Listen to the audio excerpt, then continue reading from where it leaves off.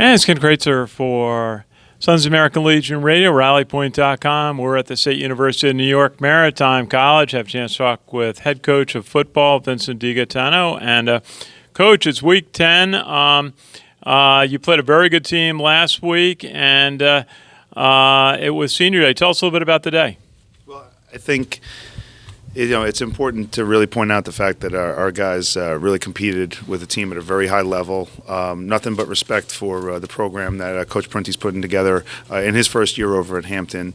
It was just an impressive display, everything from the way that their operations come off the bus to everything that they warm up and everything that they do. They call plays at a higher level. They play a little bit at a higher level, but I was just really proud of our players. There was really no backing down to any of it, and they were able to compete right to the end. He fell behind a little bit early, but it really was never a factor. We were able to score right at the end of the half.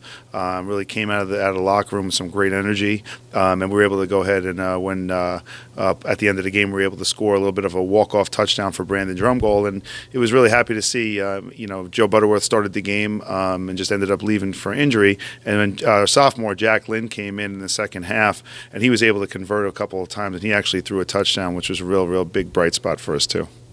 Now, you're quarterback for several years. Thomas Wright's been out. Is there an opportunity for him to get back to playing this year? Yeah, there's always an opportunity for Tom. I think just he's just overcoming a couple of things right now. Next couple of weeks we'll probably have we'll have an opportunity to kind of get him back out there. Just hoping to be able to extend the season a little longer. But he's pretty much day-to-day at this point, and we just keep on working and hoping Tommy's able to kind of get back out there and be able to guide the team. But in his absence, though, we really had a great opportunity to see Joe Butterworth, who's also a senior, who has also had a lot of playing time. He's had a great opportunity to make some plays over the last few weeks. He won a game for us in Anna Maria, by managing a game and really making some key plays at key times. He kept us in some really good spots this week in the first half of Hampton, and then he'll be back this week too. So, to have the opportunity with three guys to be able to run the offense with game experience is really a terrific benefit for us. Very good. And, Coach, you go down to Washington, D.C. on Saturday to play Gallaudet. They have a 3-2 record, 3-4 on the season, and they're a special team, special school in that many of the students are hearing impaired, and so they overcome a lot. Tell us a little bit about the game on Saturday. Traveling is always a challenge. We're really looking to really be somebody that overcomes that for us too. But Gallaudet, who's a team that I've had tremendous respect for. When this program began in the first year, in 2005, we were able to travel down there, really learned a lot more about them under their former coach, Coach Hoddle, and years later when Coach Goldstein took over, it was really a relationship that I was able to build with him, being that he was on the offensive side and I was on the defensive side, and his staff too, and not only learning just about how he runs his program and some of the things he does, but some of the ways that they adapt what they're teaching is to benefit their players. I mean, in the early days, it was something that was prevalent. It was something that was new, I think, to us, where you talked about with being hearing impaired and some of the adaptations that they make. But really, once you start to play the game, it's one of those things that they communicate just as well as we do. They just have their different way of doing it, and they run an outstanding program. They always have run one. They're going to be a very competitive team. They're going to be somebody who's going to play very, very hard against us. It's always been a bit of a battle, no matter what the records are. It's kind of a throw the records out kind of game. We usually do play at this point of the season.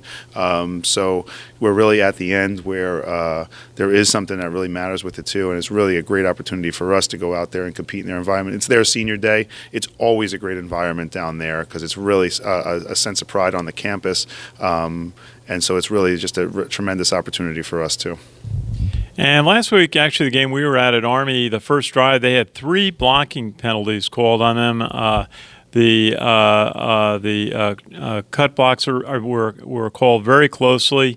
Why is that an important thing? And what's the line that a player, an offensive lineman, has to watch in blocking, or a combination of players have to watch to avoid being called for a penalty? Well, the cut blocking, especially with that 5-yard rule and that inside and outside the box rule, has been something that was a new penalty for this year. So it's not surprising now that you're starting to see a little bit more of it called, because the early interpretation of it was probably not exactly 100% clear, and it wasn't exactly on film always. So, each week referees, they always have an opportunity to recap and see what is or isn't a penalty, and they get feedback from and they review game film just as much as some of the coaches do.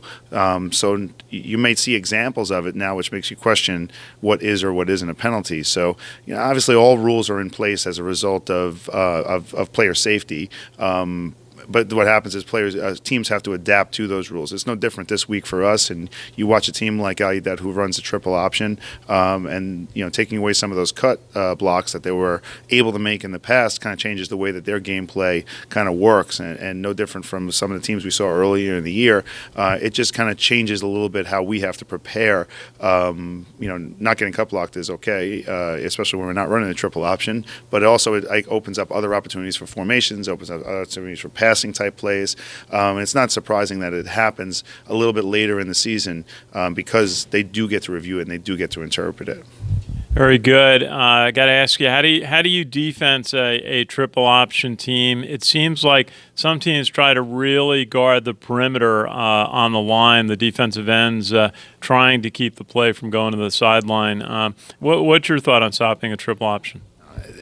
I've had the opportunity to do it for so many years when we were triple option, and it really comes down to the one thing about it too is it keeps you very, very honest, and you have to play some really sound assignment football. So that's one of the things that obviously we focused on during the course of our preparation this week. It's not. You don't prepare for a triple option team in 1 week. You start preparing for triple option teams weeks in advance, and you start to go ahead and obviously put your plan together as coaches, and then you have to go ahead and take your time to do it there. It's an efficient offense, and but what ends up happening is when you go ahead and try to not play assignment football, it becomes a very, very explosive offense. So, all it takes is really 1 or 2 plays to do that. So I think that's more than anything else for us, just being able to go ahead and stay with our fundamentals as we always do, but then always make sure to really hammer home to our players about the aspect of assignment football. Very good. Final thought, you have a possibility of a bowl game or a postseason game. When will you find out if that is an opportunity? Well, Monday I think will be something that we'll find out if that's a possibility or if that's something that's made, which obviously puts us on a shorter week. But, I mean, those things, just like anything we've had during the course of the season, all the ups and downs that we've had, the way we've started, the way that we've come together, we'll be able to adapt it. That's really a focus for us for next week. We have to focus on what we have to focus on right now. We have to control what we can control, which is our ability to go out and compete this week and really travel well, work hard, and really work against a really, really high quality conference opponent. Very good.